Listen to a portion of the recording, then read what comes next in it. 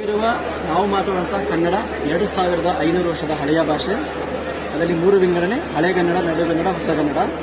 ಕರ್ನಾಟಕದಲ್ಲಿ ಒಟ್ಟು 31 ಜಿಲ್ಲೆಗಳಿವೆ. 31 ಜಿಲ್ಲೆಗಳ ನೆನ್ಪಿಟ್ಕೊಳ್ಳೋಕ್ಕೆ ಒಂದು ಸೂತ್ರ: B6 CK4 D3 HUMER IGST. ಇದು ಒಂದು ಸೂತ್ರ. ಇದು ಮಕ್ಕಳಿಗೆ ಮ್ಯಾಥ್ಸ್ ಥರನೇ ಹೇಳ್ಕೊಡುವಂಥ ಒಂದು ಸೂತ್ರ.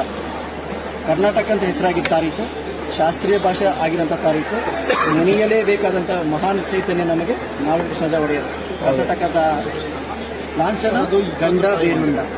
ಕರ್ನಾಟಕದ ಸೂಕ್ಷ್ಮ ಗಮನಿಸಿದ್ರೆ ಶಿಲ್ಪಕಲೆಗಳ ನಾಡು.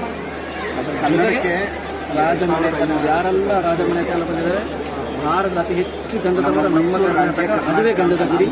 ಅತಿ ಹೆಚ್ಚು ಜನ ಸೇರುವಂಥ ಹಬ್ಬ ದಸರಾ. ಶುರುವಾಗಿದ್ದ 610. ಕರ್ನಾಟಕದ ಸಂಗೀತ, ಕಾರ್ನಾಟಿಕ್ ಸಂಗೀತ, ಕರ್ನಾಟಕ ಯಕ್ಷಗಾನ ಸಾಮ್ರಾಜ್ಯ. ಇಷ್ಟು ಮಾಹಿತಿ ನಮ್ಮ ಶಾಲಾ ಮಕ್ಕಳಿಗೆ